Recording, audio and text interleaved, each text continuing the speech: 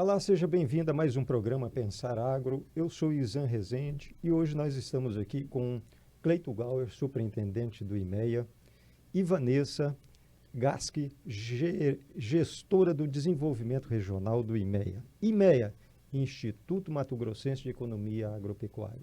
Cleito, seja bem-vindo. É um prazer enorme estar aqui com vocês, né? Acho que bater esse papo, trazer um pouquinho de informação do que a gente vê aqui do Estado. É realmente uma honra a gente estar participando do programa e trazendo um pouquinho da sua opinião, um pouquinho das pessoas. Acho que trazer essa visão tanto de Mato Grosso, quanto do que a gente espera para o setor agro aqui do Estado, que eu acho que é um setor que tem grande relevância para a economia local e também para a economia nacional do país. Maravilha. Vanessa Gasque, muito obrigado por você estar aqui conosco mais uma vez. Exatamente. Bom, obrigado mais uma vez pelo convite, Izan. Já falando, né, pela segunda vez com você. A gente participou na ocasião lá do programa Pensar Agro. Agora a gente está aqui para bater um pouco de papo, falar sobre essa safra que está sendo tão desafiadora para o produtor rural, né? Maravilha. Antes, vamos colocar assim para o público o que é o IMEA, o que é o Instituto Mato Grossense de Economia Agropecuária aqui no estado de Mato Grosso. Como ele foi gerado, quais são os mantenedores e quais são os objetivos de atuação dele dentro desse mercado? Perfeito. Acho que para a gente começar, eu sempre gosto de recordar um pouco da história, no quais eram as dores do momento quando ele surgiu, para até depois explicar o que exatamente o Instituto é hoje. Então, o IMEA surgiu num momento muito nebuloso no sentido de informações. Naquela época, no passado, hoje ainda é uma dificuldade, às vezes dependendo do setor, mas na época era muito pior.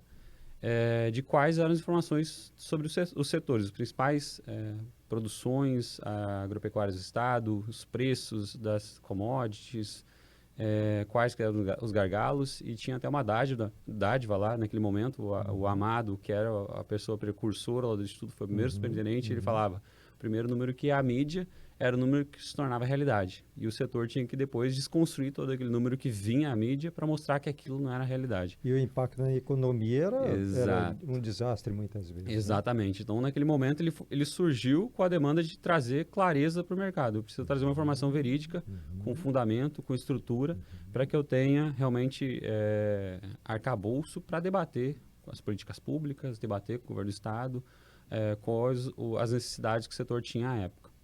E aí, conforme o tempo foi passando, a estruturação dos setores ganhou cada vez mais pujança aqui no estado de Mato Grosso. O IMEA ganhou um CNPJ, como a gente costuma falar, né? Ele realmente ganhou caráter como Instituto Mato Grossense de Economia Agropecuária lá em 2008. E naquele momento, cada instituição estava se estruturando, né? As principais nossas mantenedoras, que são as principais associações do Estado, ao invés de criar uma área de estatística dentro de cada uma das seções, organizarem, olha, acho que vai ser um ganho se a gente investir realmente em um único local, trazer uma robustez de técnicos, uma robustez metodológica, para que a gente consiga ter peso e eu tenha uma entidade à parte, trazendo confiança para o mercado, que é hoje que a gente conseguiu conquistar, eu acredito, depois de 25 anos, a gente já conseguiu desmistificar isso um pouco do mercado, aquela desconfiança que é uma instituição mantida por produtores que traz um número com viés. Hoje o mercado respeita e acaba tendo uma confiança muito grande nas informações que a gente traz. Então, naquele momento, surgiram com as 4 grandes mantenedoras que a gente tem, que é a Federação da Agricultura e Pecuária aqui do estado de Mato Grosso, a Associação dos Produtores de Soja e Milho aqui do estado, a AproSoja, a Associação dos Produtores de Algodão, a AMPA, e a Associação dos Criadores aqui do estado de Mato Grosso, a Acrimate. Naquele momento, elas enxergaram isso como propósito e hoje, inclusive nesse ano, a gente entrou com uma nova mantenedora, que é a Associação dos Produtores de Sementes do estado, a Prosmate. Maravilha. Realmente começou a entender e quer fazer parte desse processo e acompanhar também o seu setor com mais profundidade. E aí o IMEA nasceu naquele contexto lá atrás e hoje, se a gente for pegar até a nossa própria missão, o nosso objetivo é auxiliar o desenvolvimento sustentável do estado de Mato Grosso através da geração e compartilhamento socioeconômico. Então, o nosso papel realmente é gerar informações, gerar indicadores para que as instituições e também o governo e outros interessados se usufruam disso para tomar decisões, elaborar políticas públicas, teses de investimento, que realmente enxerguem o Mato Grosso e o setor como um elo e uma parcela significativa aqui do estado de Mato Grosso. Então, Perfeito. em resumo, acho que seria isso. Acho que é importante a gente destacar também, Izan, acho que as pessoas às vezes elas se confundem, mas nós somos um instituto privado Exato. sem fins sim, lucrativos, né? obrigado, Nós Tio. não somos um instituto público. Toda vez que a gente fala Uhum. sobre isso, as pessoas até se assustam. Mas vocês não são públicos. Não, nós somos um Uhum. instituto privado. Como o Cleiton falou, nós temos, né, as nossas mantenedoras e também atendemos o mercado com outras demandas, estudos, análises de impacto, apresentações, enfim. A gente também tem esse outro braço. E aí, acho que outro dado legal é que a gente acompanha, né, mais de 16 cadeias aqui no estado. Então, basicamente, a gente acompanha aí as principais cadeias do agro. A gente acompanha, além de soja, milho e algodão,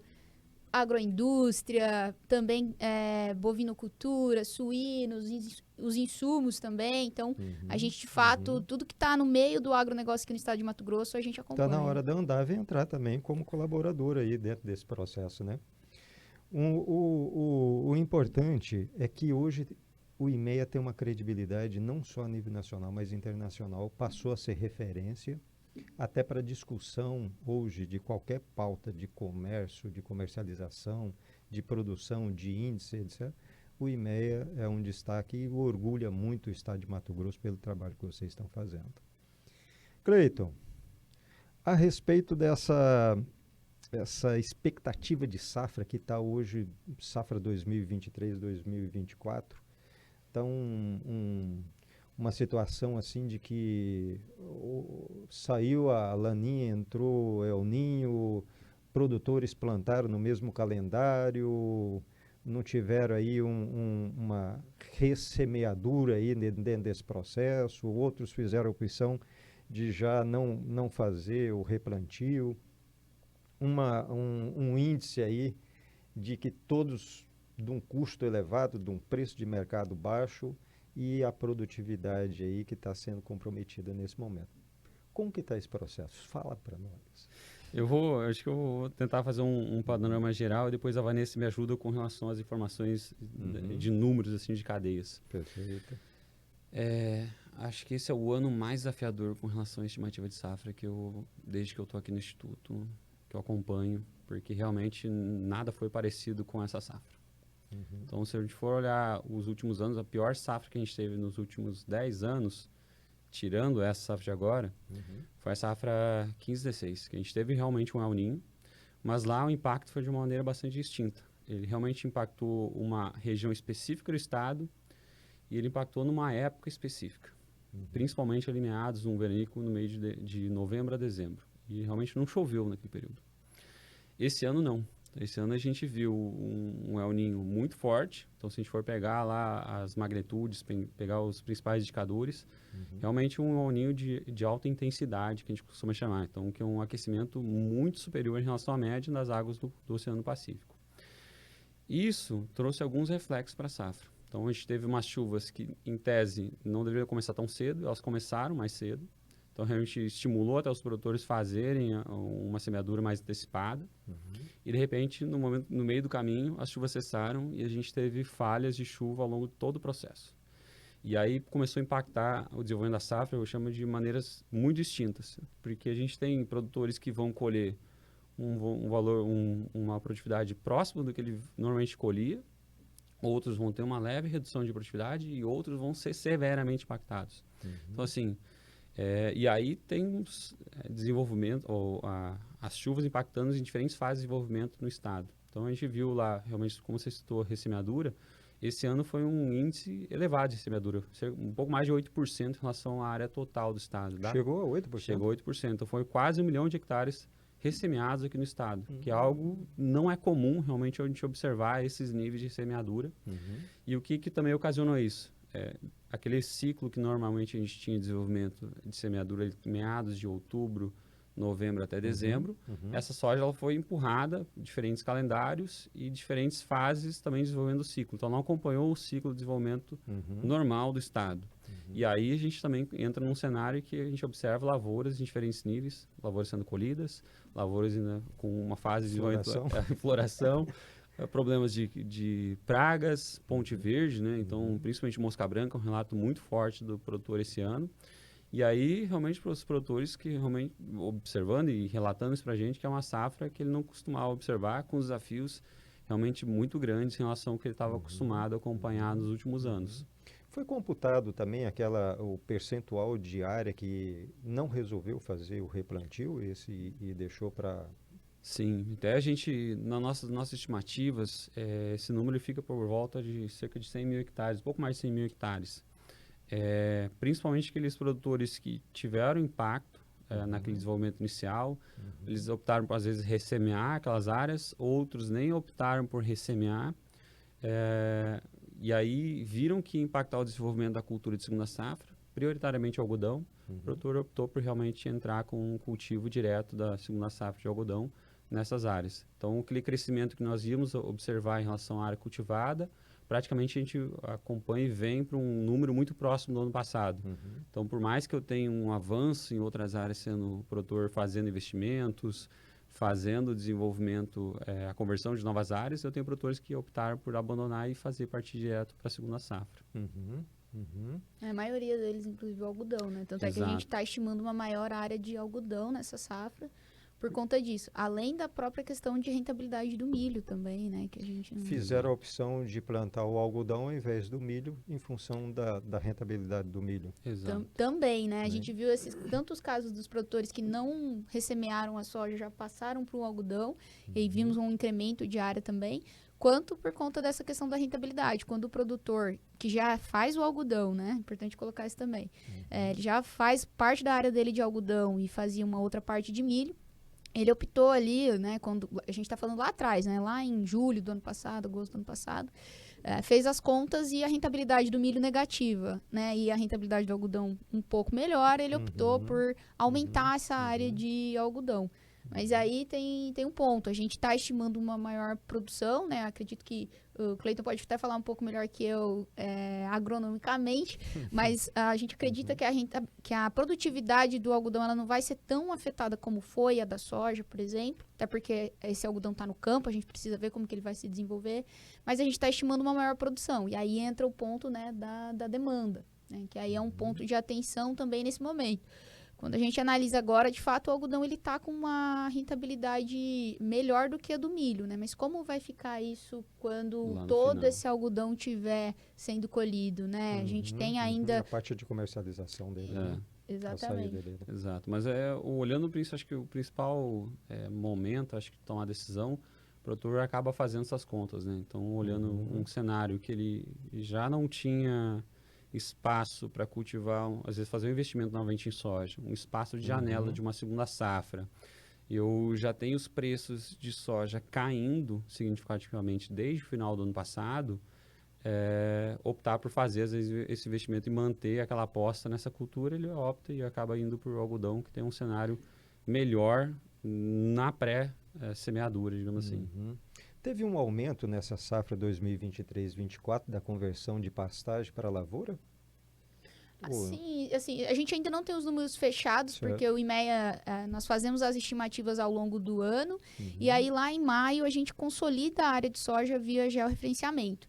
Então, assim, a gente não tem esse número fechado, mas historicamente é o processo que tem acontecido. A gente tem, a cada ano, feito esse processo de conversão de pastagem em agricultura. Isso é um dado importante, inclusive, da gente trazer para as pessoas, né? Que a gente vê essa área de soja crescendo ao longo dos anos, alguns anos mais, outros menos, né? A gente teve um boom aí nos últimos anos por conta dos preços, mas são áreas que estão sendo convertidas, são áreas que já tinham uma pastagem, né? Algumas delas degradadas, e o produtor optou por fazer essa conversão. A gente vê esse processo acontecendo, né? A cada ano, acredito que esse ano não vai ser diferente. A gente está estimando uma área semelhante, né, Cleiton, aí de soja. Se a gente for fazer um prospecto, uma análise dos últimos 5 anos, com certeza é um ritmo muito menor do que a gente viu nos últimos anos. Entendi. Quiçá realmente o menor ritmo. Principalmente porque a gente viu lá nos últimos 3 safras um custo ainda que não tinha subido tanto, os preços que ainda estavam atrativos e a rentabilidade do produtor ainda estava muito favorável.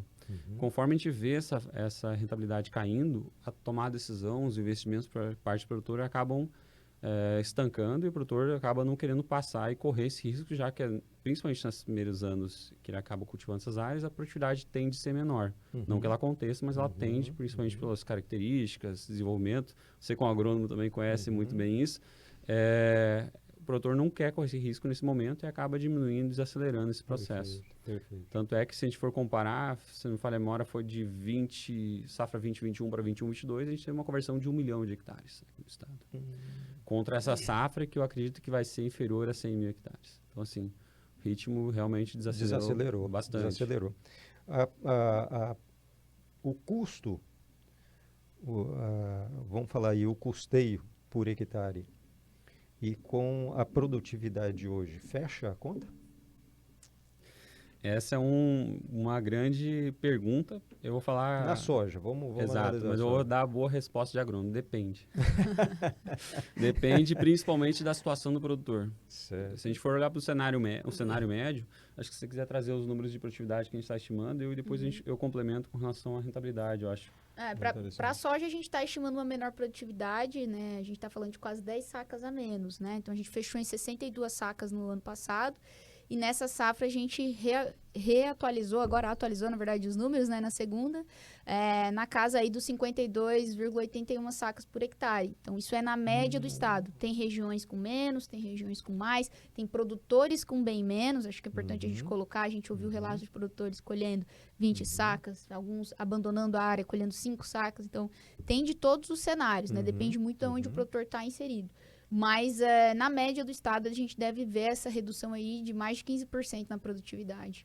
Exato. E aí entra nesse cenário, né? Então, dentro desse prospecto, olhando em sacas por hectare, custo, considerando que eu tenho o preço médio comercializado caindo ao longo dos últimos meses, mas pegando a média que nós temos, o custo ele fica aproximadamente 50 sacas por hectare, considerando o custo de pressão efetivo. Então, todas as despesas que o produtor tem dentro de uma propriedade para fazer aquela temporada.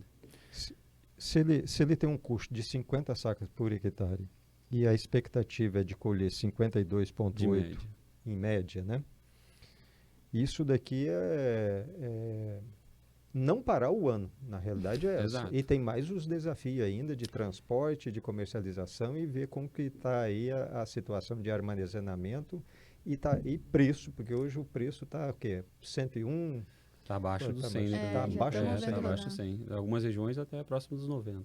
Então, assim, mas ainda eu colocaria que esse desafio esse ano praticamente vai passar zerado, ou até realmente alguns produtores no prejuízo, é porque nessa conta não estão os investimentos. Então, lembrando que o produtor tem as parcelas das máquinas, tem todo o investimento que ele faz na propriedade, que dependendo da situação vai ficar faltando para complementar isso. Eu acho que ainda tem outro ponto que a gente não está levando em conta aqui, que é o milho.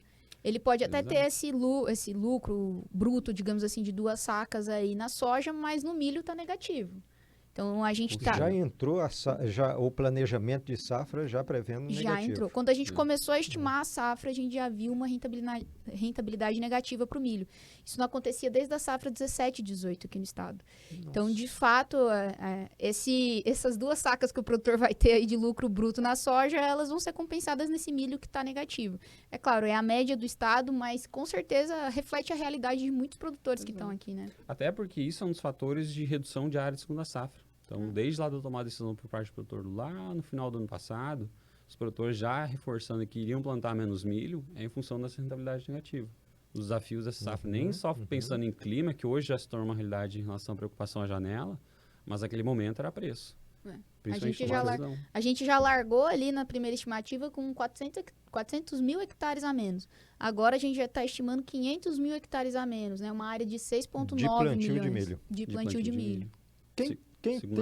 Segunda safra. Quem tinha contrato, né? Acho que está cumprindo o contrato aí.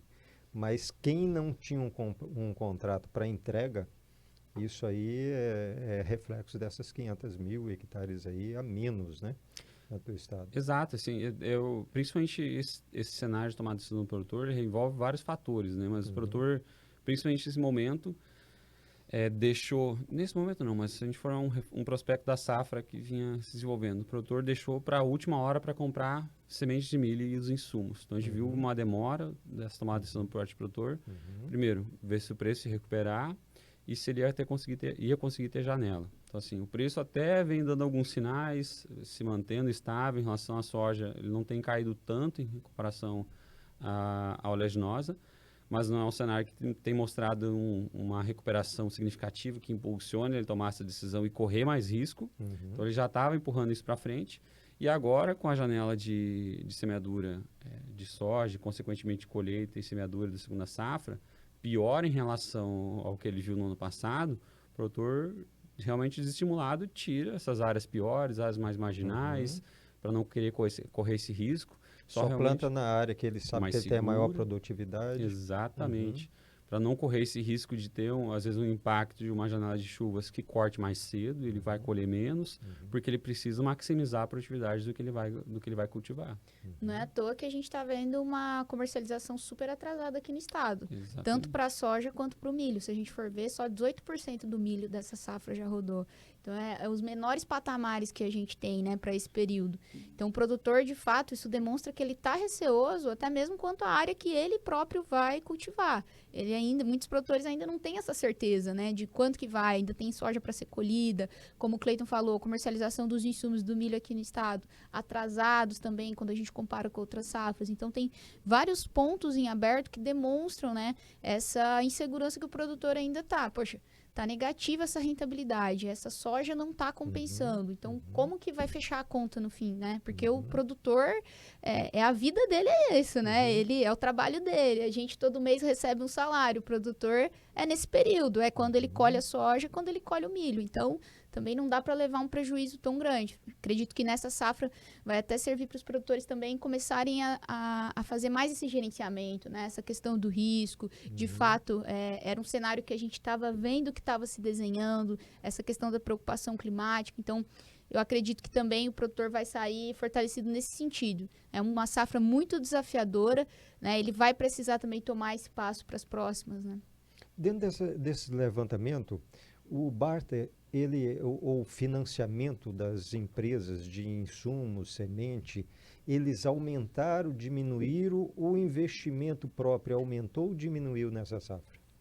Se a gente for pegar, me corrija se eu estiver errado, porque a memória pode falhar também em relação ao que a gente viu. Então, assim, em relação a recursos próprios, a gente viu uma redução em relação ao ano passado, uma leve redução, principalmente por conta até do que a gente viu dos outros, das preocupações por parte do produtor, queda de preço, não ter travado a soja no ano passado, não ter travado o milho. Ele optou por aumentar a participação do barter, tá? Tanto com revendas como multinacionais, em detrimento aos recursos próprios, principalmente por ter uma segurança de travar e saber o que ele vai despender, digamos assim, em relação a vou ter um custo de 30, 40, 50 sacas no meu pacote tecnológico, eu sei que eu vou despender isso e o restante vai ficar para a minha propriedade. Então, a gente viu essa mudança um pouco dos produtores por conta de que o ano passado muitos produtores ficaram descobertos ou foram pegos no contrapé, como a gente costuma falar, segurando o produto, achando que o preço ia subir e o preço acabou caindo drasticamente. Ele ficou realmente, viu o lucro esvaindo entre as mãos dele. Então, realmente, esse ano a gente viu esse movimento por parte do produtor migrando um pouco desse processo. Eu até peguei uma colinha aqui que o IMEA faz um material exatamente sobre isso, né? Que a gente atualiza todos os anos, que é o funding da soja. E aí a gente faz essa análise, né? Quantos % do custeio foi financiado por cada agente financeiro.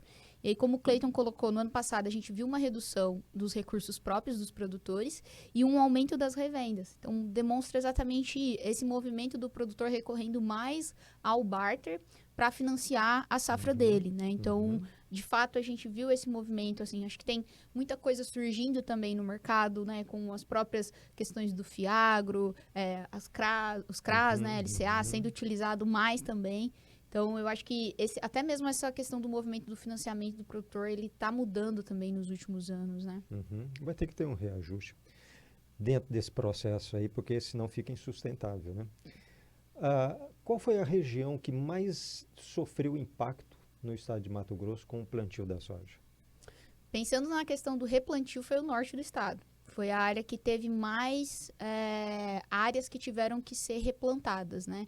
Então, a gente viu uma chuva, de fato, lá estancou, né? Mas aí, quando a gente analisa, por exemplo, a questão de produtividade, acho que as áreas que costumam ter as menores produtividades é a região Nordeste, se não me falha a memória, que são regiões ali também que a chuva chega mais tarde. Só que aí esse ano, né, provavelmente elas não vão ser tão prejudicadas. Assim, como são áreas mais tardias, a gente está vendo uma chuva muito boa no mês de janeiro, né? Então começou a chover no estado, a chuva ganhou ritmo e pegou essa região ali no desenvolvimento do grão. Então esse ano a gente pode ver um movimento um pouco diferente. Áreas, por exemplo, na região oeste, que historicamente, né, tem produtividades maiores, colhendo uma soja com uma produtividade muito menor, e na região Nordeste, que historicamente tem rendimentos menores, colhendo uma produtividade maior ali na soja por conta desse desnível aí de chuvas, né? Eu posso, acho que eu vou fazer um complemento nessa fala da Vanessa. Por regiões, se for pegar a produtividade que a gente está estimando, acaba sendo realmente esse movimento que a Vanessa trouxe. Mas esse ano, praticamente, a gente teve o estado inteiro sendo afetado de maneiras um pouco distintas. Se a gente for pegar municípios mais específicos, eu acho que com mais reportes e mais problemas relatados, a gente pode citar aqui Diamantino, Campo Novo do Parecis, Brasnorte, Sapezal, Rondonópolis ali, Pedra Preta, né? Aqui, eu acho que com menos intensidade, que acabou sendo beneficiado por semeadura mais tardia, mas comparado que realmente aquelas áreas que foram extremamente ou severamente impactadas. Novo Mutum, que é aquele eixo baixo 63, que a gente costuma chamar ali próximo, a Ipiranga do Norte, Novo Biratã, São José do Rio Claro, Novo Biratã, que ali realmente teve uma área que realmente foi mais afetada pela falta de chuvas e pelo momento da semeadura lá no passado. Então, se a gente for pegar, que é os maiores relatos que tem produtividades ali abaixo dos 30, 40 sacos de média do estado, ali foi realmente umas áreas que sofreram bastante. Vamos ver agora a relação do impacto econômico dentro desse processo. O que isso representa para o estado, o que representa para o produtor. Nós já sabemos que se bater na trave, se empatar, tá ótimo. E ainda com os desafios aí de venda e de armazenamento. Como que isso representa para o estado? O que isso representa para o estado? Eu vou trazer um número aqui que é comparação a perspectiva de 24 com relação a 23. Então, o ano de 2023, nós tivemos uma geração de valor bruto da produção, ou seja, tudo que foi gerado dentro da porteira, tudo que volume produzido multiplicado por preço comercializado, cerca de 200 bi de reais. Projeção para 24, 161 bilhões de reais. Então tem uma queda, 40 bilhões de circulação estimados até o momento. Lembrando que eu estou considerando até esse momento a produção que a gente está estimando agora, tá, e os preços comercializados ao momento. Então, se a produção ainda cair mais um pouco e eu tiver os preços cedendo ainda mais nos próximos meses, esse número pode ser bem pior. Então, Depende ainda... Exato, mas eu já tenho uma queda de 20% em relação ao ano passado.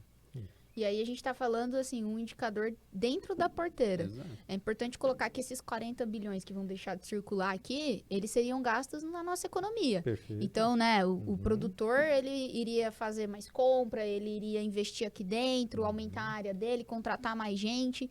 E aí é importante a gente colocar, além dessa queda no VBP, existem outros fatores também que vão ser influenciados, impactados por essa menor produção, como a arrecadação do Estado, né? A gente está falando do FETAB, a gente tem aqui um fundo que acaba onerando bastante o produtor. Então, com a menor produção, o Estado é um fundo cobrado sobre tonelada, né? Então, quanto menos a gente produz, menos o Estado vai arrecadar, menos a gente vai ter de investimento em estradas, em segurança também, porque esse fundo também vai, né, para o pagamento da folha. Então, é importante que as pessoas tenham essa noção também. E até mesmo a questão de geração de empregos, né? A gente sabe, né? A gente até usa uma estimativa, né? 56% do nosso PIB é gerado pelo agronegócio aqui em Mato Grosso.